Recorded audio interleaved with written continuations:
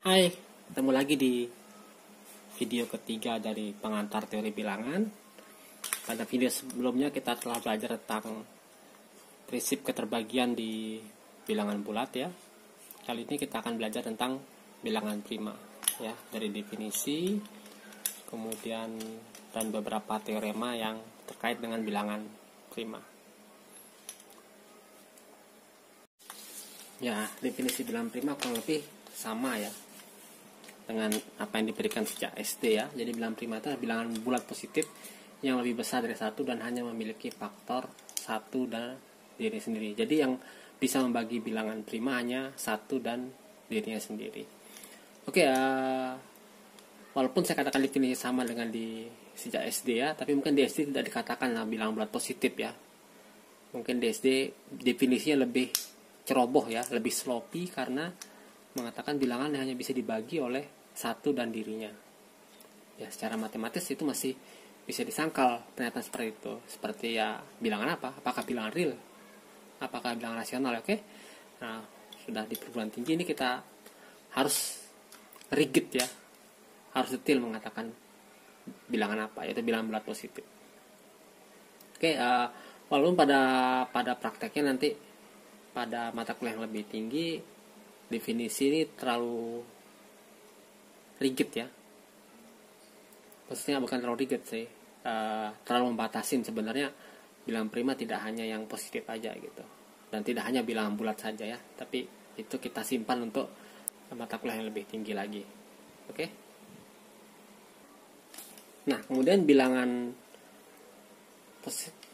bulat positif yang bukan prima dan bukan satu kita katakan bilangan komposit ya.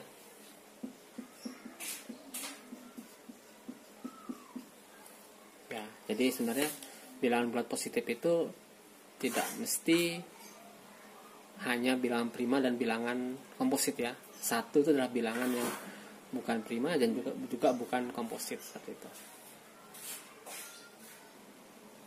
Nah, ini adalah sifat pertama yang akan kita bahas ya. Jadi setiap bilangan bulat positif yang lebih besar dari satu pasti memiliki faktor prima. Ya, ini sebenarnya kita terima begitu saja di SD, SMP, SMA ya. Tapi kali ini kita harus membuktikan bahwa itu benar gitu.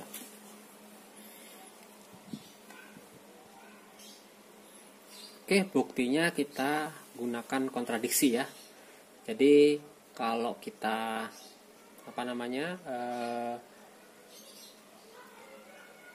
asumsikan bahwa tidak semua bilangan bulat positif lebih besar dari satu, dan kalau kita dapat kontradiksi maka pengandian kita salah. Jadi benar adalah negasinya ya. Karena negasi dari setiap bilangan bulat positif adalah ada bilangan bulat positif lebih besar dari satu ya, yang tidak memiliki faktor prima. Negasinya pernyataan ini ya. Jadi sekarang kita andaikan tidak benar ya. Jadi ada bilangan bulat positif lebih besar dari satu yang tidak memiliki faktor prima. Oke. Dan itu kita kumpulkan semua ya.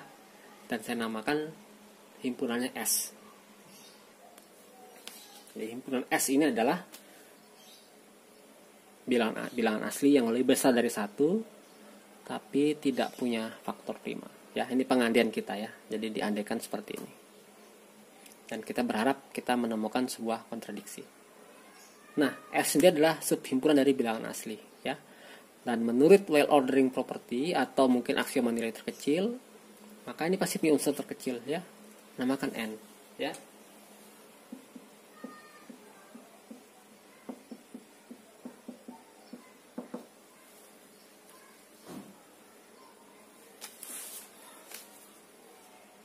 Oke.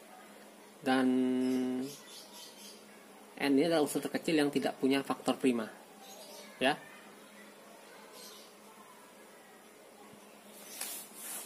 Tapi kan sudah jelas bahwa N itu membagi N, ya. Artinya apa? N tidak mungkin bilangan prima. Kenapa? Kalau N bilangan prima maka N itu punya pembagi prima ya, punya faktor prima itu N diri sendiri ya. Jadi kita tahu bahwa dari sini kesimpulannya adalah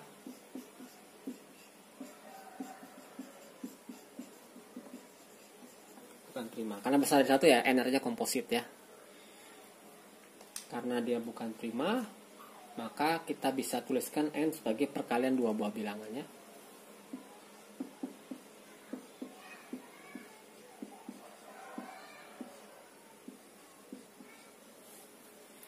Dengan AB-nya lebih besar dari 1 dan lebih kecil dari n ya, masing-masing ya. A-nya besar dari 1 kecil dari n, B-nya juga besar dari 1 kecil dari n ya. Nah, ini kita punya bahwa A kecil dari n. Akibatnya A bukan anggota S ya. Akibatnya apa? A punya faktor prima.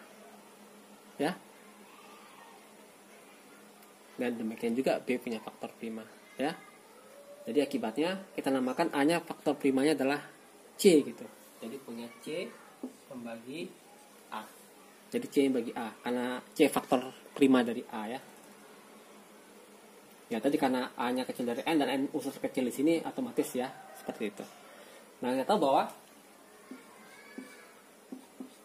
A juga membagi N. Kesimpulannya apa? C membagi N. Nah, ini artinya apa? N punya. Teorema berikut ini ya sudah kita ketahui sejak SD ya. Sejak SD, SMP, SMA. Bahwa bilangan prima itu ada tak hingga. Tapi zaman SD dulu kita menerima sebagai sebuah kebenaran. Kita tidak membuktikannya. Kita bilang itu benar ya. Kita menerima tanpa bukti. Padahal kita harus kritis ya, harus skeptis ya. Benar nggak tak hingga? Inilah bilangan prima. Ya. Oke. Pembuktiannya gimana? Jadi kalau kita diberikan sembarang bilangan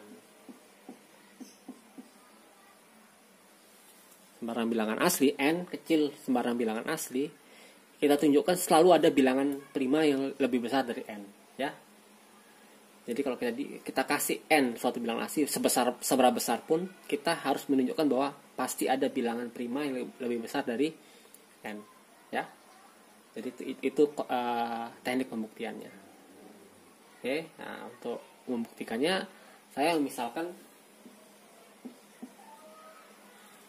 suatu bilangan yaitu sama dengan n faktorial tambah 1 ya.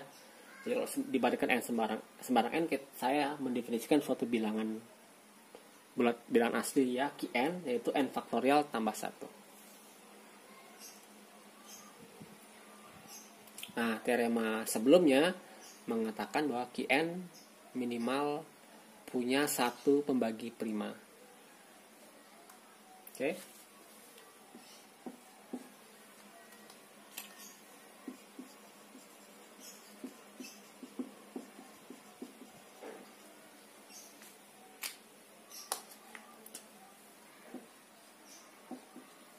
Dan saya namakan Q kecil n.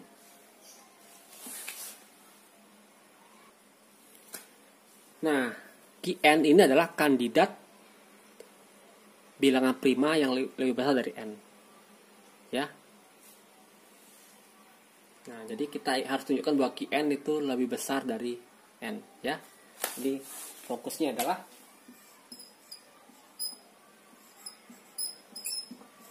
menunjukkan Qn besar dari n, ya. Nah, sekali lagi membuktikannya pakai kontradiksi ya. Misalkan sebaliknya ya.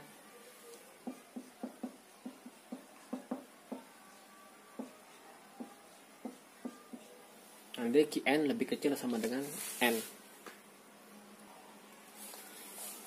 Nah, kalau Qn lebih kecil dari n, otomatis Qn membagi n faktorial.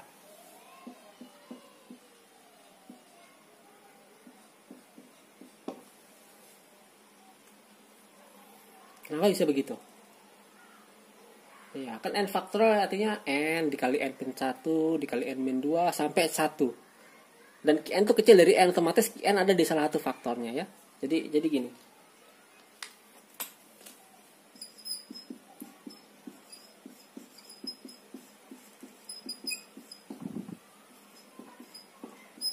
Ya. N itu adalah perkalian semua bilangan bulat positif yang lebih kecil dari dirinya ya.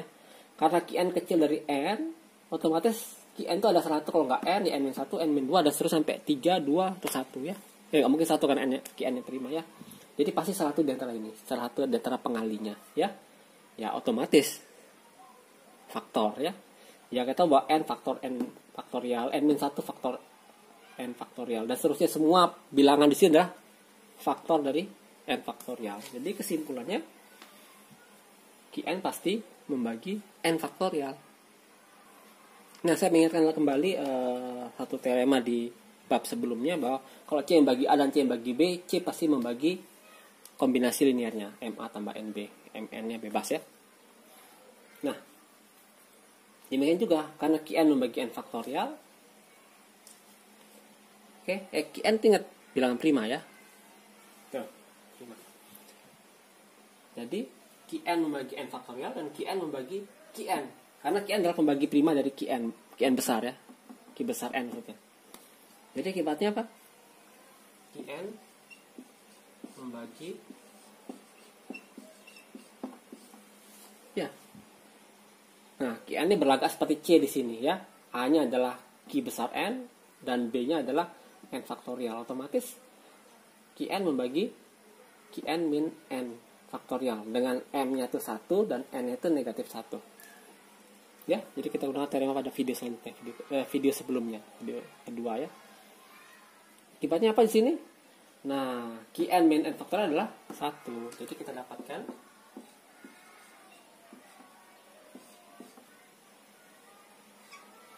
Qn membagi 1, which is impossible ya, karena Qn adalah bilangan prima.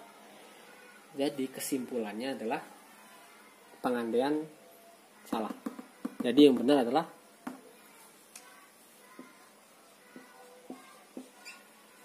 Qn haruslah lebih besar dari N.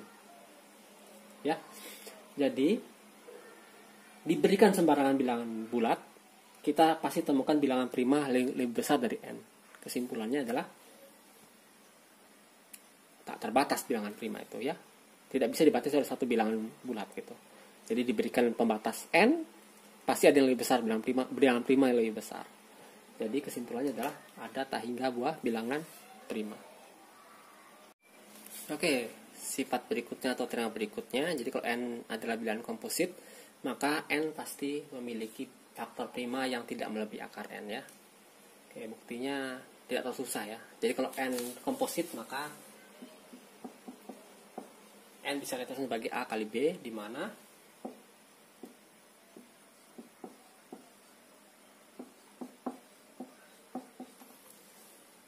kita bisa asumsikan A dan B-nya tidak satu ya. Karena N bukan bilangan prima, maka bisa kayak seperti ini ya. Kalau N-nya prima kan tidak mungkin ya. A-nya mau gak mau, A dan B ini A-nya 1, B-nya N, atau sebaliknya A-nya N, B-nya 1 ya. Tapi kalau dia bukan bilangan prima, komposit ya, masa bisa ditulis seperti ini. Ya. Ada bilangan bukan 1 dan N yang kalau dikalikan hasilnya N, seperti itu ya.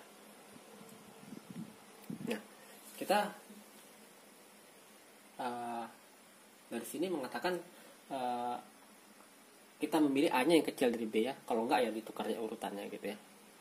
Dengan penamaannya juga dibedakan ya. Oke. Saya menyimpulkan bahwa dari sini kita dapatkan A-nya itu adalah kecil sama dengan akar N. Oke. Nggak mungkin dong sebaliknya. Nggak mungkin A-nya besar dari akar N. Kalau A-nya besar dari akar N, otomatis B juga dong ya. Nah, saya pindah ke sini ya.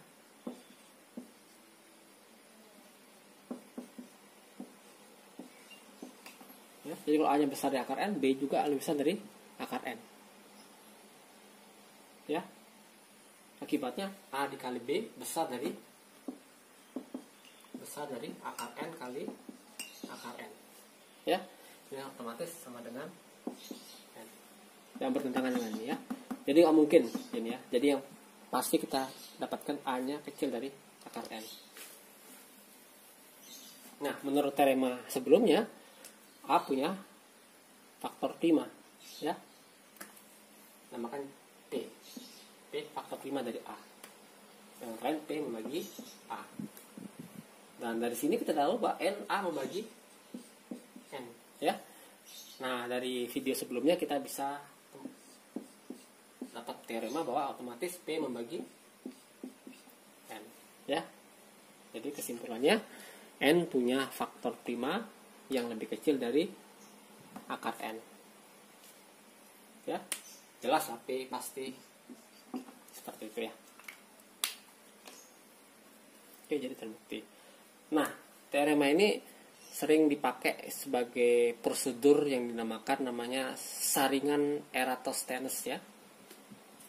Kemudian saya benar mengejaannya ya. Jadi ini cara mencari bilangan prima yang kecil dari suatu bilangan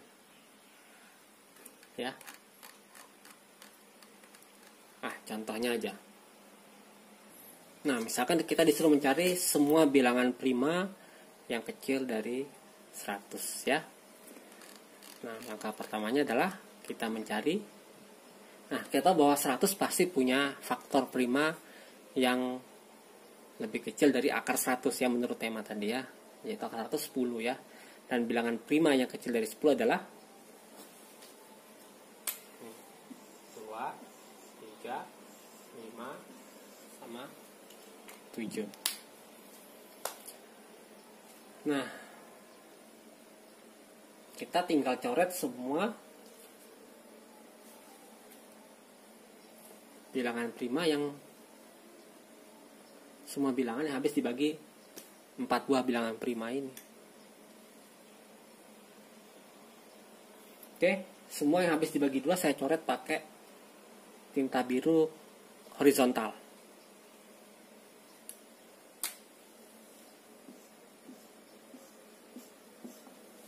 Ya, untuk mempercepat saya potong videonya. Kemudian yang habis dibagi 3 saya coret pakai tinta merah horizontal. Oke, sudah saya coret semua yang habis dibagi 3 dengan tinta merah. Oh, tadi ini lupa ya, 4 juga masuk ini. 4, 8 dan 10. Ya. Kemudian kita tinggal, saya akan coret yang habis dibagi 5 dengan tinta biru vertikal ya. Nggak banyak ya, tinggal yang di bawah sini saja ya. Oke, sisanya atau gampangnya silang aja ya. Ya. Sisanya adalah yang habis dibagi 7 saya coret dengan tinta merah silang gitu. Ya. Seperti 14, 21, 28 gitu. Tapi itu udah kecoret duluan ya. Oke, jadi sudah semua dicoret, saya 91 dan lain-lain. Maka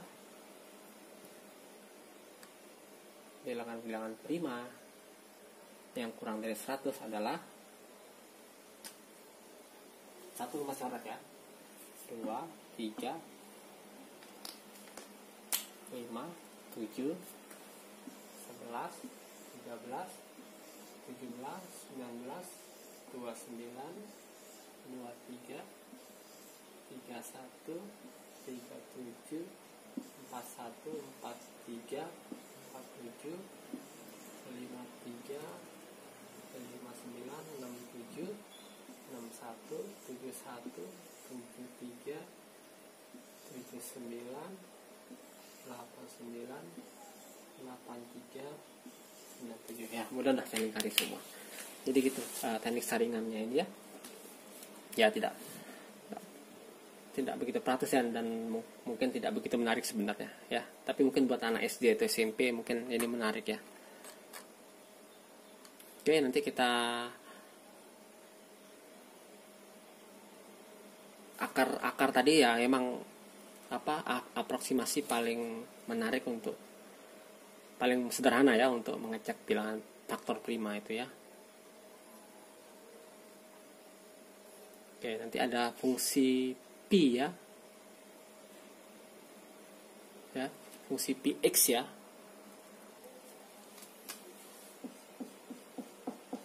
Fungsi px ya, ini dikenal adalah adalah bilangan real bilangan real ya, bukan bulat ya, bilangan real, di mana X itu bilangan positif ya. Ini adalah menyimpulkan adalah bilangan real, batas atas dari jumlah bilangan prima yang tidak melewati X tadi ya. Nah, tadi saya lupa hitung ya. Kalau P100 kita tadi kalau nggak salah 25 jumlahnya ya. Jadi jumlah bilangan prima kecil dari 100 25. Dan P10 kita udah hitung tadi 4 ya. Nah, tentu orang sangat tertarik Px ini berapa ya. Ya. Nah, mungkin ini tidak saya buktikan di sini, ini lebih nanti ke mungkin kalau kalian belajar kriptografi kalau nggak salah ya.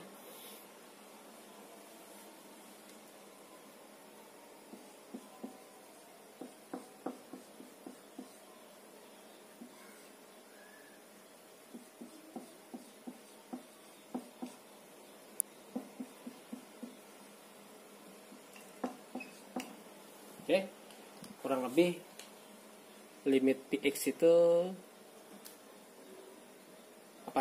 fungsi Px itu tidak jauh beda dengan X per log X ya. Jadi kalau kita limitkan menuju tak hingga X-nya, maka akan hasilnya sama dengan 1 ya. Ya, ini namanya teorema bilangan prima ya. Oke, tidak terlalu membahas ini di kuliah teori bilangan. Oke, mungkin materi kita materi terkait bilangan prima mungkin kita cukupkan sampai sekian. Oke, pada pertemuan selanjutnya kita akan belajar faktor persekutuan terbesar ya FPB ya, udah kalian kenal di SMA.